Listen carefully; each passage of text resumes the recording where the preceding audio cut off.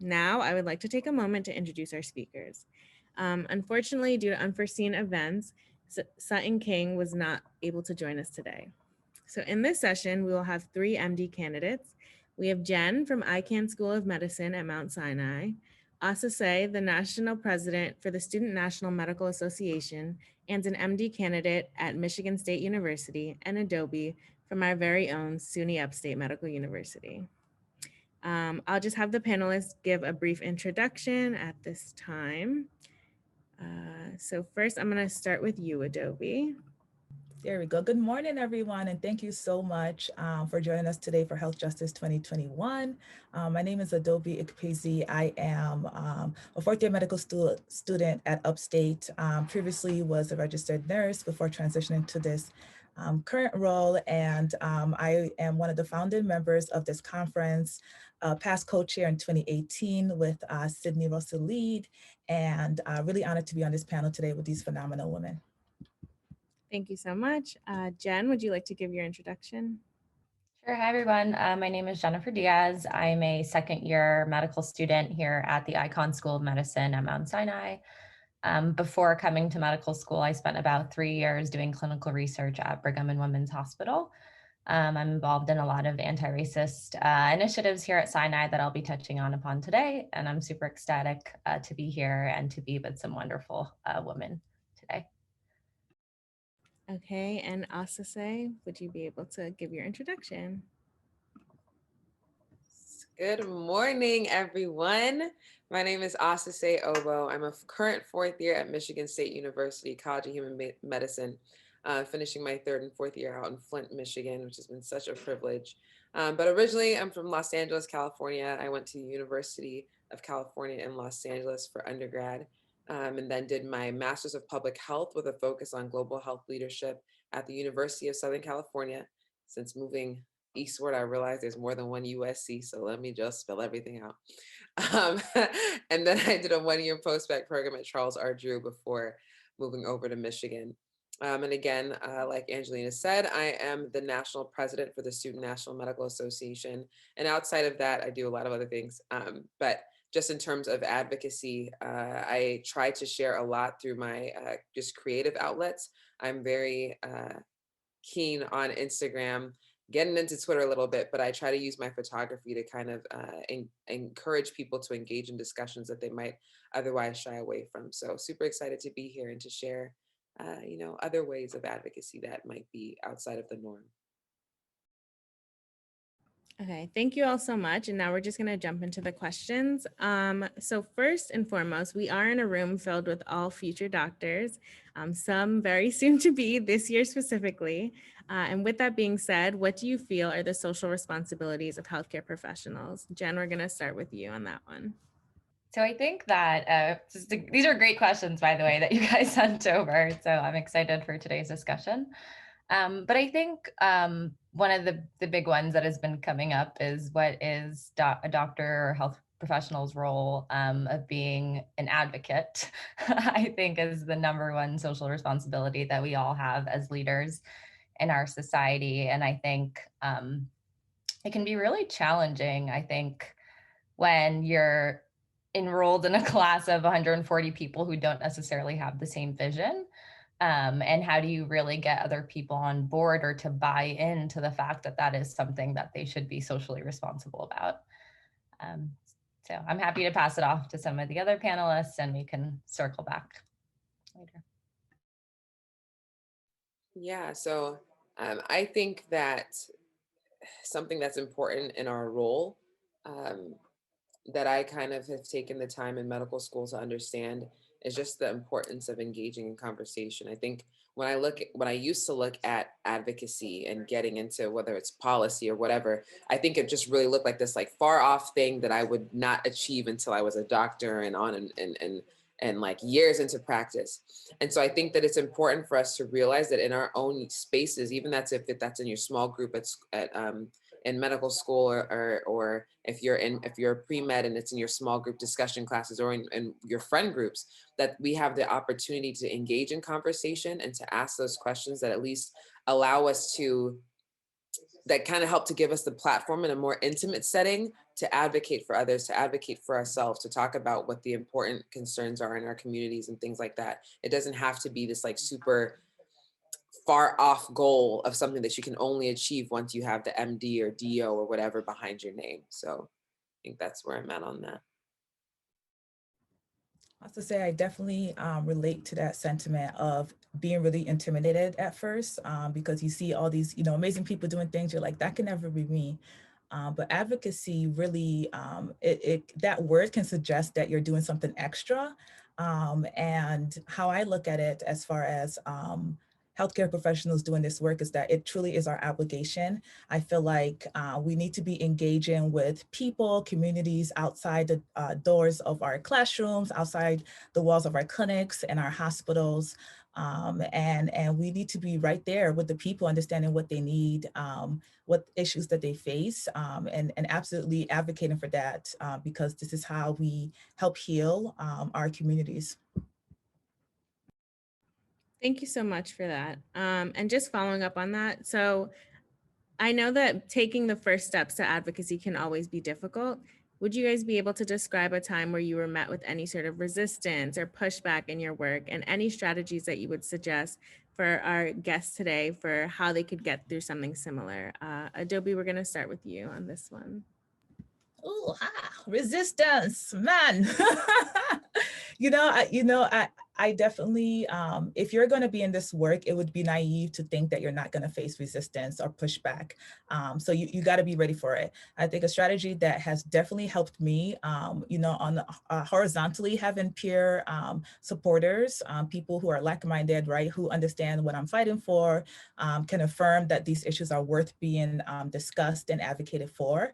Another strategy that I use are my mentors, right? I find people at the highest level. When I first started at Upstate, our president was, who's my current mentor right now, Dr. Laraka Reina. She is a Haitian woman, and having someone who looked like me, came from a similar background, who really believed in these causes, empowered me, right? And I knew that regardless of whatever I was pushing for, someone at the highest level at our institution was gonna back me, right? And that gave me a lot of confidence. So finding people, mentors, faculty members that are tenured, because they tend to have a lot more pull and a lot less to lose. People with a lot less to lose are gonna be your best friends, and trying to get them on board in these projects, because they can advocate for you, they can stand up for you, and they're such great supporters. I want to follow that. You are so right about that, Adobe. When I tell you that I was like very naive, I think in the beginning of my pursuit of like advocating, like let's start with med school, right? The need for diversity in our classes. And so I think I had to try to find someone that would come alongside me and help me navigate those conversations. And so for me, that was my Dean of Student Affairs. She's been around the block, okay? And so when I felt like something horrible just happened, and I would come to her like, okay, so I want to set stuff on fire. How do we do that appropriately? She was the one to kind of so like, Osose, so I hear you, but no, it's not going to be received.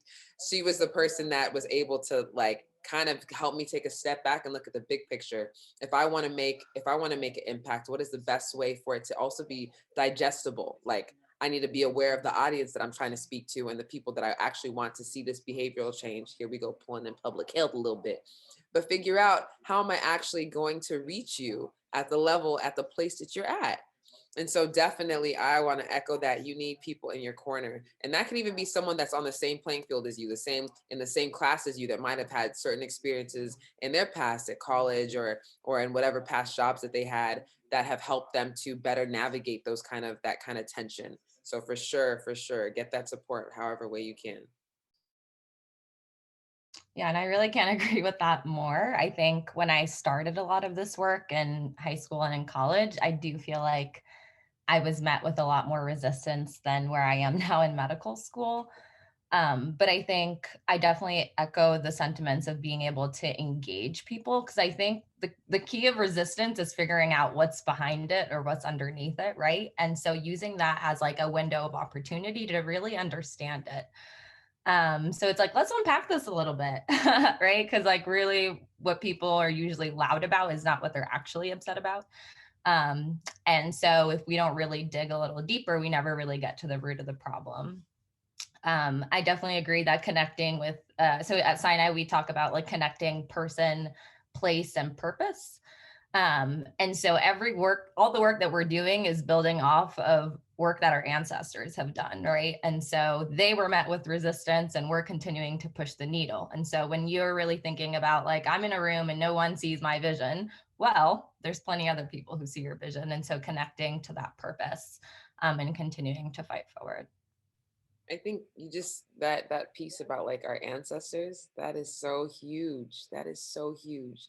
I want to encourage y'all to read, because I think we sometimes are trying to reinvent the wheel, and that if we look back or talk to like or even like our elders, like even like this past generation, about like what did you go through and how did you navigate it, that there's so much to learn. And so if you don't feel like you have somebody that has done this kind of work that is like accessible to you, definitely delve into some books of people that lived before us and that went through it, because there's so many words of wisdom that they have. Wow, thank you all for that. And thanks for adding that last piece in there. So this next set of questions is actually for you, Osose. So you actually use your platform in many creative ways. So a lot of people would consider this to be outside of the traditional ways that we look at advocacy. You have a huge following on social media. I can drop your Instagram in the chat just so everyone is aware. And we just want to know, how do you feel that social media has helped you to advance your cause?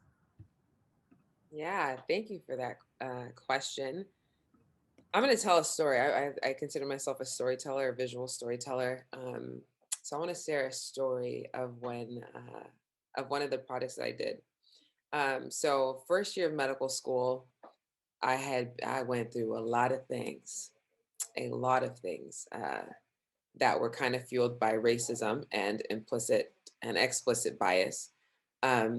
So by the time I had finished my first semester, I was like, God, I'm tired. I haven't even begun to fight the fight, but now I'm trying to fight for myself right now. And so when I got into the new year, Black History Month, I think is always I wish we should be celebrating Black History and stuff all year long. But Black History Month is always a time of reflection for me. And so I think I was reflecting on like the people that had been supporting me the past like 5 or 6 months since I left home and moved across the country. And the main thing that was like just on my mind was our ancestors. Like I'd be walking down the hall of my medical school, and on the walls, if you go into hospitals and things, you see pictures of the folks that have come before. And I just saw how lackluster it was in color. Okay.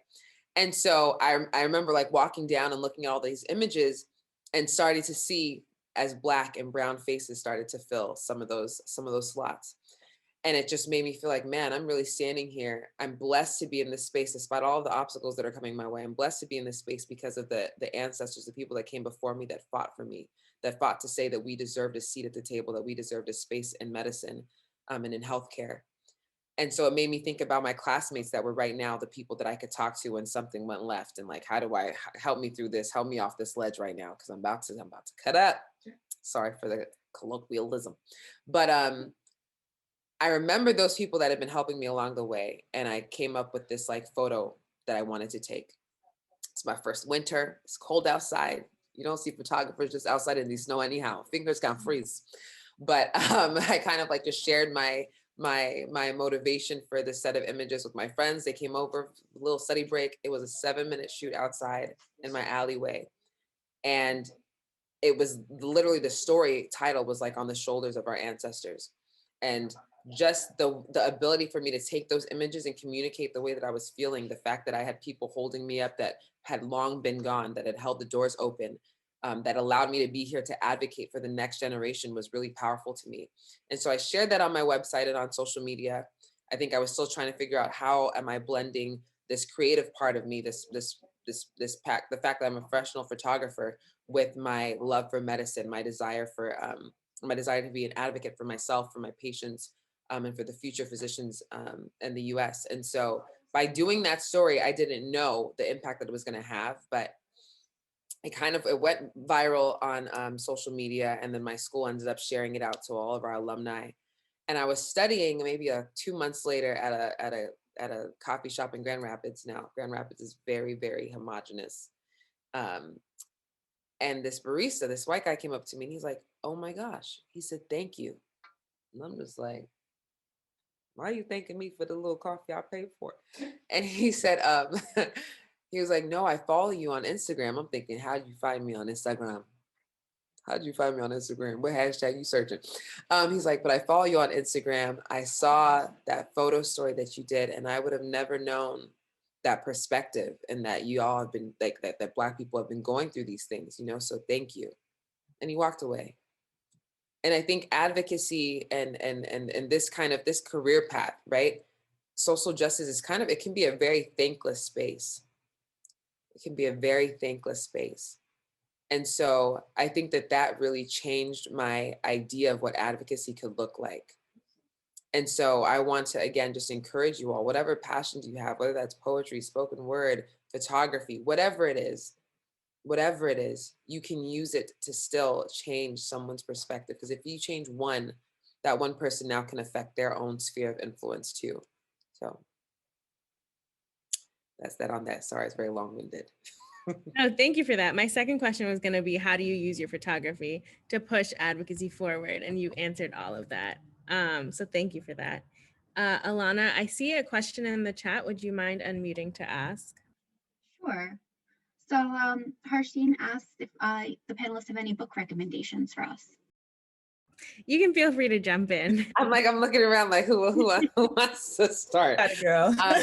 Well, the SNMA, we created a reading list based off of recommendations from membership at one of our virtual events last spring. And so I'm going to drop that link in the chat for like the Twitter image that has a bunch of books on there. But then if y'all have any other books, I can hop back in and share what my like specific favorites are right now. I would say you can read Caste by Isabel Wilkerson. It's an amazing book. It pretty much, uses the caste system in India and uses that to basically explain the caste system in America as far as white supremacy and how other races and other types of people are deemed, untouchables, essentially, not worthy, not, contributing members of society, limited opportunities for economic prosperity and upward mobility. So that's a great book to just get started, to get your brain in a framework of what systems are at place and how does it affect different people. But yeah, there are tons of great books. Please check out Osose's link for suggestions. I don't have much to add off the top of my head. I'll drop something in the chat later. Okay, completely understandable. So this is going to be a question that I have for all of you. Because we are speaking with 3 medical students, and you all kind of touched on this a little bit, how do you feel that you engage with classmates who are not necessarily aware of the issues or maybe don't agree with your stance on the issues that you fight for? Jen, we're going to start with you on this one. So obviously this is an ongoing struggle or battle. So I would say that here at Sinai, we, at least in a lot of the language that's in our like admissions, marketing is like, we want advocates.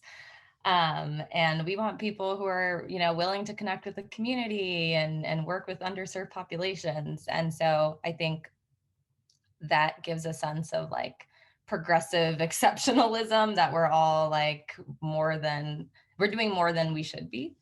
And so I think depending on where your institution is or what the culture is at your school, that conversation might be a little different.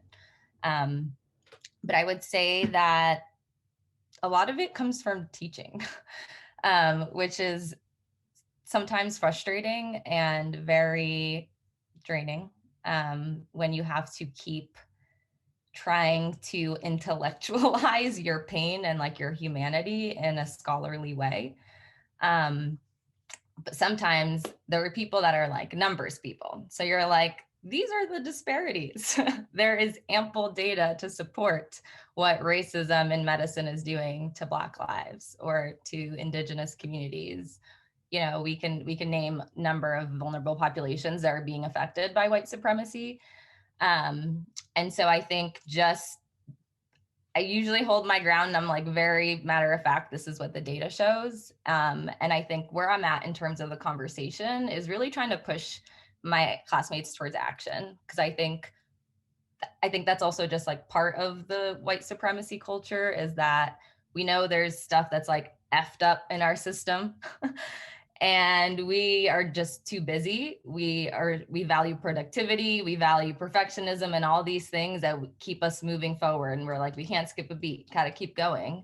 And I think forcing people to pause a little bit and just like think about how devastating these effects are, and how there's so many generations that are being affected by this.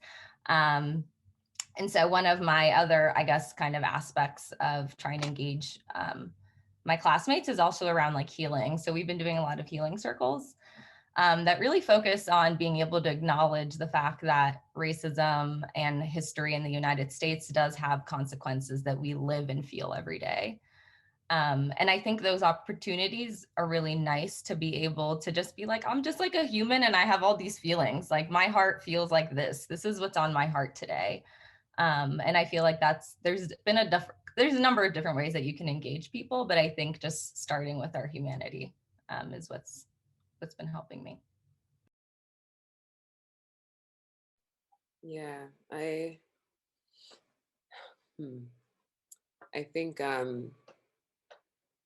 the way that I thought about it when I started medical school was just to allow people to just get to know me, so that if ever a time came where there was micro or macro aggressions or something along that nature, and I had to speak to them about it, they would know me. Because I think a lot of times folks kind of see racism and things as this far off experience that doesn't touch them. So because I touch them in terms of like, we have this relationship now. If something touches me and you actually care about me, you're going to want to try to understand. And so I think definitely tapping into that humanity piece. I will say in 2020, I moved to Flint. So I started out in Grand Rapids the first few years. Very much of a culture shock. Lots of people that while the mission of the school is one thing, a lot of people get in. And so, there was a lot of people that didn't necessarily have the same ideals or values that I did. And so I had to understand too, on my end, I'm still gonna try to love on you as a person. Because again, that helps to break more barriers than me just trying to argue you off every point that you're trying to prove to me. I could debate you all day, but I want to make sure that I start my foundation is love. And I think because of that, once everything started going down last year, and specifically after Ahmaud Arbery's murder, our school had been doing a lot of town halls and calling us to be in all these town halls, and I just refused because I didn't want to expend that emotional energy when I had just become president of SMA and had to support our people, And so they had one town hall following Ahmaud Arbery, and for that one town hall, I had the time. And so I came in and I'm just listening to people talking and sharing how they're feeling. And a lot of time, it wasn't a lot of like Black people that were speaking, that were really being, I'm sure, a little more than just Black people can be traumatized by the things that happened, but making space for us is very important at the time. And so I think I just heard one girl share how, she liked the fact that she could still run and she couldn't imagine what it would be like. And for whatever reason, that set me off. And I decided in that moment to share and to think and to also allow myself to be okay, to be emotional, to share that humanity that Jen was like talking about. And I went off on Zoom with the deans all over the place, people from all various different departments. And I shared how that impacted me. I don't think I've ever been so like raw and emotionally like just open in my life on a public platform. And I cried sharing that, the fact that I witnessed that murder because someone didn't give me a warning on social media. And now I can't run. And this was the one thing that I found to be my anxiety, my relief in medical school. Now it's taken away from me. So I can't breathe right now. And I think by sharing your personal experiences, especially with people that you've built relationships with, you can break down more walls, and the next step then maybe would be easier. It would be easier for me to now ask them to act. Don't hit me up about what you should do about anti-racism. Go read this book. Here's the reading list. Talk to me about it after, because so just that's my experience so far. I actually am going to gracefully disagree. Also say about two things as far as meeting people with love. Not that I disagree with that sentiment, but just in terms of this type of discussions, and also disagreeing with having people getting to know you as a filter, right? And that's not saying that neither of these things are bad ideas, and not disagreeing wholeheartedly with those sentiments. It's just for me specifically, when I'm talking about racism, things that affect me, affect my parents, affect my people. It's triggering. We'll just start with that, right? It's triggering. It's a lot of information. We're all traumatized and re-traumatized daily. And so my personal philosophy is I don't have time to coddle people's feelings, right? And I give my space as a Black woman to not meet you with love. Meaning, as a person, like my foundation, right, is love and respect, right? But I think white supremacy can make us think that each time we engage with people in these discussions, there's a level of civility that must be present on our part, right? The people who are hurting, and that needs to be present before any type of validation is done on their part, right? And I wholeheartedly reject that. You're gonna get all my Black rage when it comes. So when it comes to engaging classmates, right? Like, of course, we're in a professional setting, so I can't, just wall out, right? But when I do, I give myself permission and I forgive myself, because sometimes, like you said, like you're just charged and you're triggered, and it needs to come out because trauma affects the body, and it's gonna, it's stored in the body. It's gonna come out some way, whether through rage, whether through crying, whether through subconscious behaviors, is gonna come out some way, right? So I just wanna say I give permission to people to react however they wanna react, because this issue is real, it is traumatic, and people are dying. So when it comes to in a professional setting, how I engage with classmates, I think what helps at baseline, institutions already having an infrastructure to have these type of discussions. I know that at Upstate, we have a couple of courses that are really speaking to kind of, social issues, and we have what's it called, facilitators that are being trained by Office of Diversity and Inclusion and Multicultural Affairs to prep them to have these type of conversations. So I think at baseline, if your schools have those courses, it already takes out that barrier of where to start with engaging with people, right? Secondly, when I find that I am being triggered, I have to take a deep breath, and so much of advocacy, and this actually speaks to Chiamaka's question. I hope we get to it.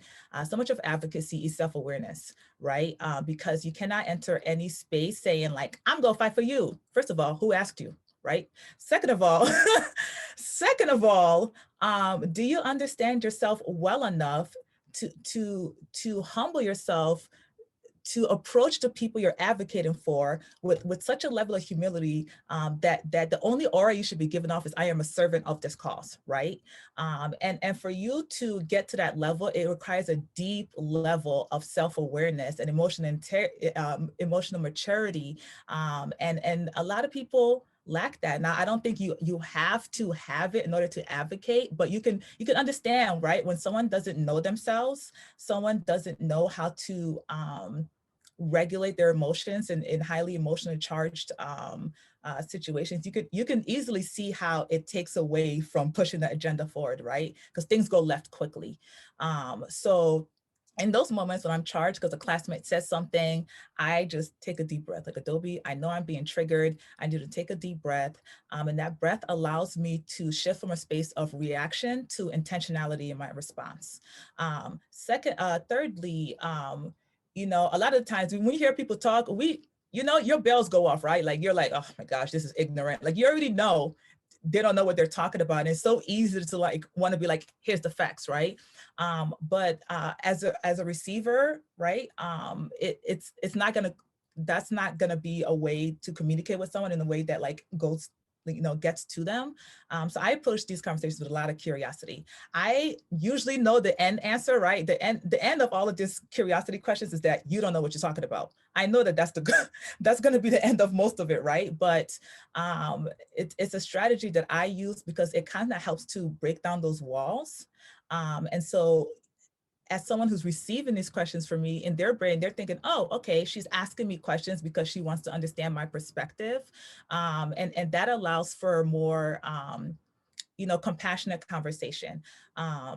And that, you know, I try to just come at it at that angle. Sometimes it goes left. Sometimes I'm too charged, and that's okay. I give myself permission to feel any type of emotion in those situations. And it is what it is sometimes, you know, sometimes I'm finding myself having to backtrack and apologize and take ownership of how I reacted, even if that reaction is warranted. It might not have been the way that I wanted to articulate and communicate that information to you. Wow, thank you all for that. I think that what I'm taking away personally is that at the center of all of this is knowledge of self. Like, even if the approach may be different, it comes down to knowing yourself, protecting your mental health in the way that you approach advocacy. And when in the ways that you approach, you know, kind of expressing that your life has value and all throughout your classmates and trying to stress that point to them. So Adaobi, this question is actually for you. So as one of the founding members of this conference specifically, none of this would have been possible without individuals like yourself and Sydney and all of the other founding members. How did you even start a process like this, creating a space like this where it didn't exist or it didn't seem like anyone else was looking for something like this? Okay, where do we even start? First, I want to give a shout out to Cindy Russell Lead, my right arm woman, my, you know, like ride or die chick. You know, I want to give her all the props because the idea, the seed came from her, and she had the foresight to reach out to like-minded individuals and just say, hey, I know you're interested in this. Do you want to, you know, start this project? How do you want to be involved? And that speaks to my first point, right? Finding people, either students, mentors, sponsors, allies, who believe in these causes and getting them together in a space, right? Next point would be collaboration, you know, so after you find your people, what other organizations can help? What other organizations are already fighting for this cause? Because like Osose mentioned earlier, you know, nothing new is under the sun, you know, and you don't want to reinvent the wheel. So is already an organization that meets this need. Maybe the best thing isn't to start the conference. Maybe the best thing is for you to help something else grow. And then creating a plan, right? So if you want to have a conference, what's the conference going to be about? And I think starting for a very large like umbrella topic and then distilling it down can be helpful. So for us, it was, you know, health justice, and health justice means so much, right? Because when you think about the social determinants of health, there are so many different things that affect one's health. And outside of the healthcare realm, right? You know, we're talking about education, we're talking about environment, we're talking about economics. And then coming up with a fundraising plan because, you know, conference takes money and where are we going to get this money? So actually we, myself, Sydney and Tanisha, we presented this conference at the Academy of Health Professions conference 2019 in NOLA. And we basically like, hey, if you want to make this conference, this is how you do it. This is how you sell the idea. Get into support from like-minded people. And when it comes to your institution, you know, there has to be some level of buy-in. And I hate using that word, right? I hate using that word, but that's the reality of institutions, right? And any institution inherently is racist because racism is systemic. You'd be hard pressed to be at any medical institution or medical school outside of HBCUs that aren't inherently racist, regardless of attitudes and people that are there, the policies and the systems that place inherently make you racist. So how do you get people at the highest level to buy into this idea? And that can be difficult, you know. Sometimes it's easy when you have people in powerful positions that believe in that cause. And when you don't, I don't really have a playbook for that. You know, sometimes it's trial and error. Sometimes it's, you know, hitting up a mentor who then has, you know, on the same professional level as the next person who's the decision maker. You know, I don't really have an answer for that, but I know that it can be difficult. And then you want to, you know, justify, as far as the money goes, justify why and what you're spending the money on. And when it comes to money, it can, you know, it's spicy, right? Nobody really likes to talk about money, but when it comes to a conference like this, you really, it's to your best benefit to be very specific about what you're asking for, and the things that you're spending money on, because it's a lot easier to have people donate to, like, okay, I need $200 specifically for food. I need $1,000 for scholarships. I need $500 for speaker fees and lodging and transportation, than to send a blind email and say, I need $2,000 for this conference, right? And I think logistically too, a lot of institutions are tied when it comes to, you know, federal laws and how they distribute money to student organizations or private entities. And understanding those like restrictions is important, because then it gives you leverage, right? It gives you leverage, and it helps you be better equipped for your ask. More about selling the idea. I just had some points that I wanted to make. You know, it's really important that you have the vision in mind of what you're trying to sell. People can tell very quickly if you don't know what you're talking about, right? People can tell very quickly if you're not prepared. So be prepared, be yourself, but be prepared to have very succinct and straightforward conversations with people that you're asking things from, because one, they're busy. Two, they get requests all the time. And so you want to be able to stand out, and you want to be able to be confident in your ask and know what you're talking about. What else did I wanted to briefly mention? When it comes to putting on a conference, period, you know, it's a lot of work. You're still a medical student. It's a huge undertaking. And knowing when to delegate, it's so important. Knowing when to ask for help, knowing who to ask for help, super, super important. And I can go on forever. I don't want to like take up all the rest of the time of this session. So I'll just end there. If anybody has any lingering questions on how to get this started, please email myself or Sydney, Angelina, any of the chairs. We can give you more information. So I'll put everyone's information in the chat. I completely forgot to refer to Alana to ask questions. I just feel like you guys are speaking directly to me. So my apologies for that. Alana, would you be able to unmute and ask a question from the chat? Sure. So there's a question that kind of builds off of what we've already been discussing. Do you think there's a relationship between authenticity, emotional maturation, and advocacy? What difficult truths has your journey of advocacy taught you about yourself and society? Does anyone want to take that one first? I'll quickly say I had to learn that I do have my own saviorism, and I had to unlearn that and heal from that. So absolutely, this work is directly tied to emotional maturation, self-awareness, and I'll just end with that. Yeah, I think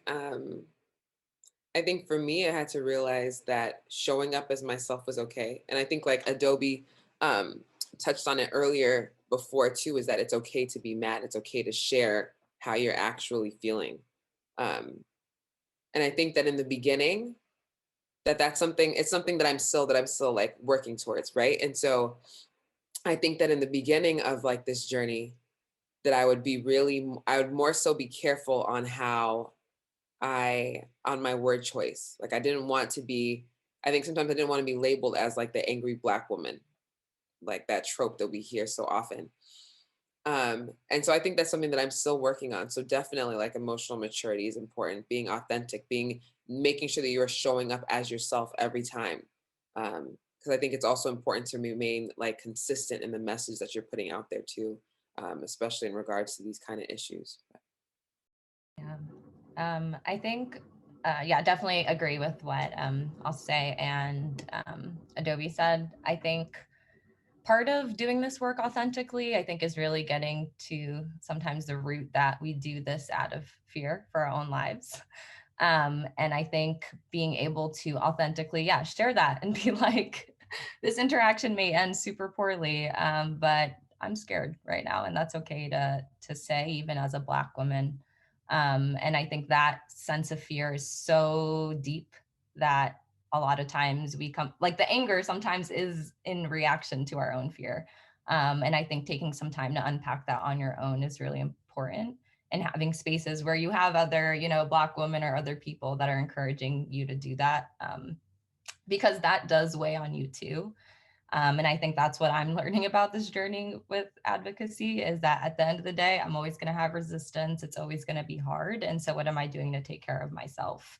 Like really take care of myself, because it's really easy to turn to work and be like, this is productive. This is a way of me fixing the problem. But I'm not going to fix it alone, and being really real about that. And so I think part of the emotional maturation in this work for me has been like learning to live with complexity. So there can be and statements, right? Like you can think this way and still be my friend, maybe. Like you can, I don't know. But you get what I'm saying. Living like and statements, I think, is something that I'm learning to practice, and it helps me with the anger sometimes. So it's, I said what I had to say, and it didn't land the way I wanted to, but that's okay. And just being able to move forward with that. I wanted to just quickly add what you said about fear is so real.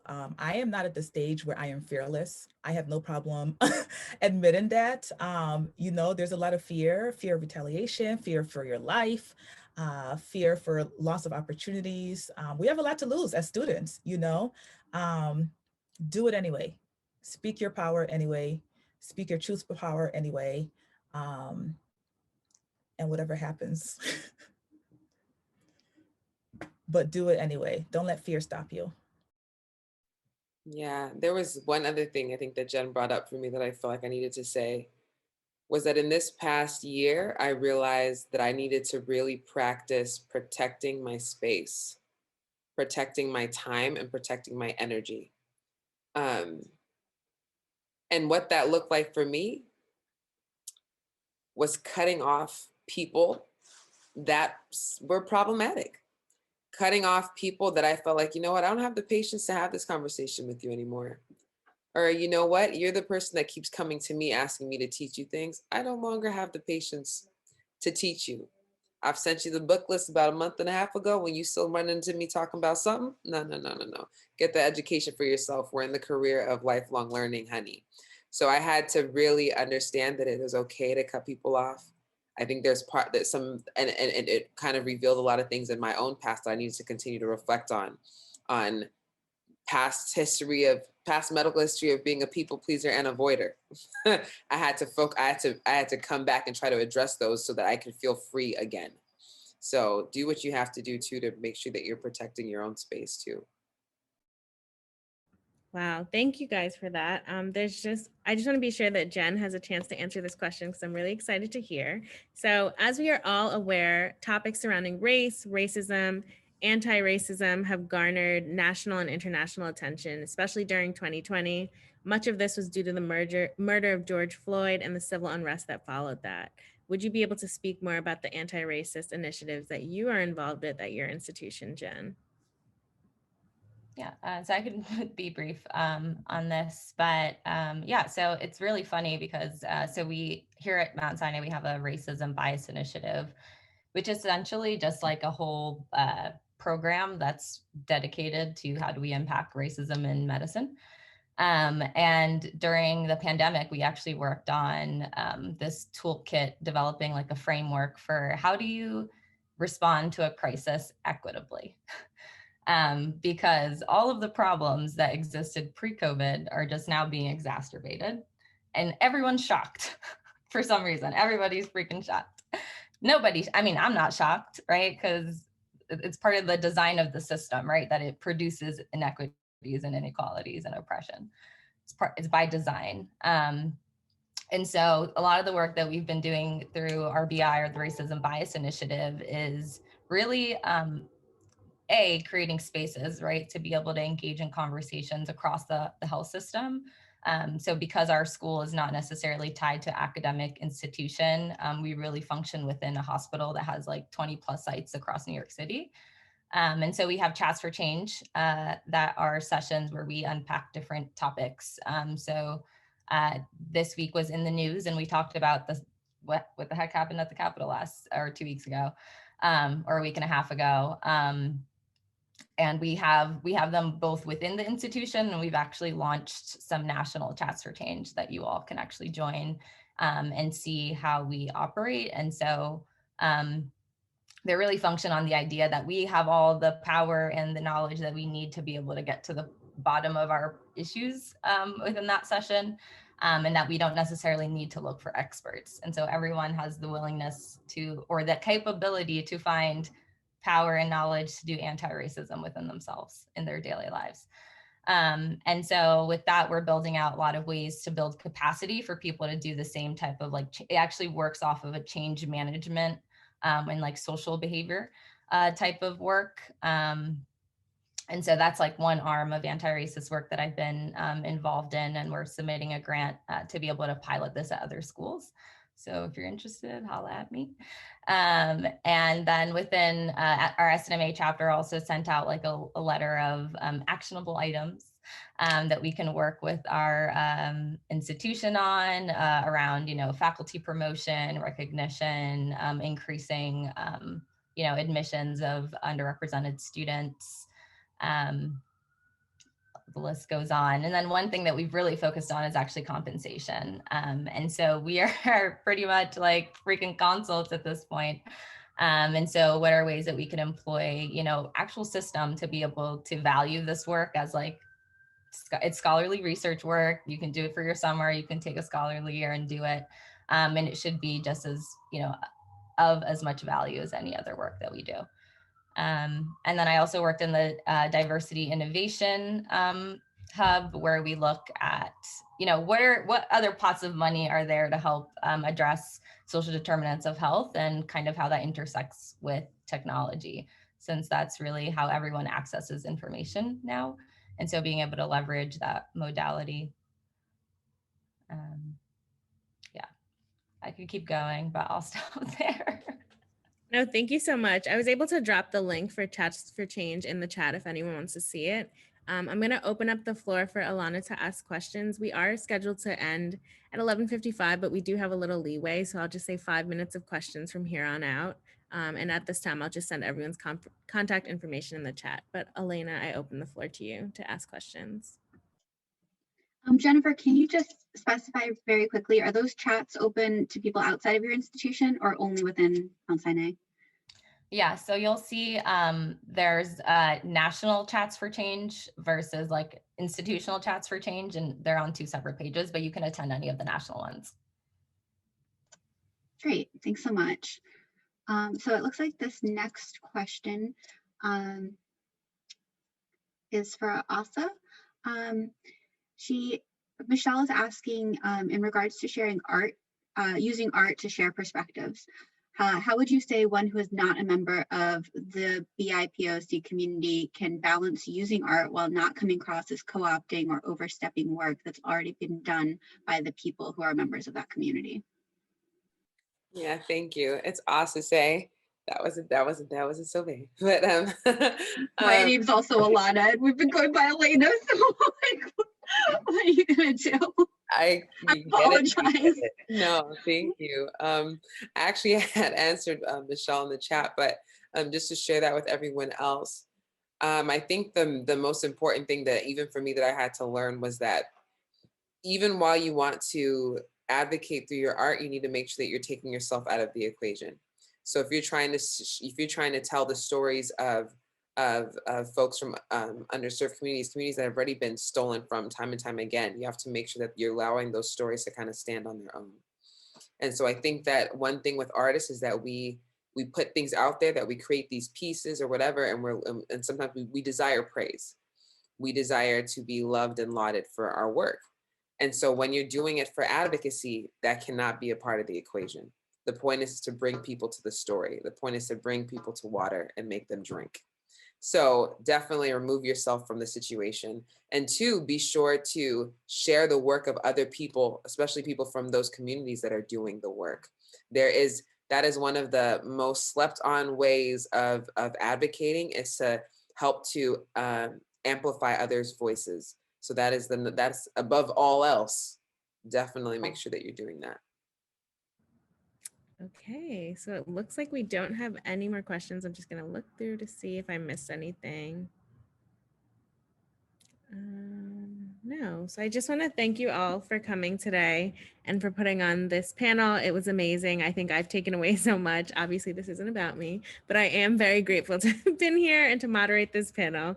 Thank you all again. And our keynote speaker will be coming on at 12:30. You guys can attend that in the main link. Thank you again for joining. Thank you. It was a pleasure to learn from Jennifer and Osose. You women are phenomenal. Oh, likewise. Y'all are some powerhouses. Super blessed to be in your presence. Keep up the great work. Yes. Thank you. Talk soon.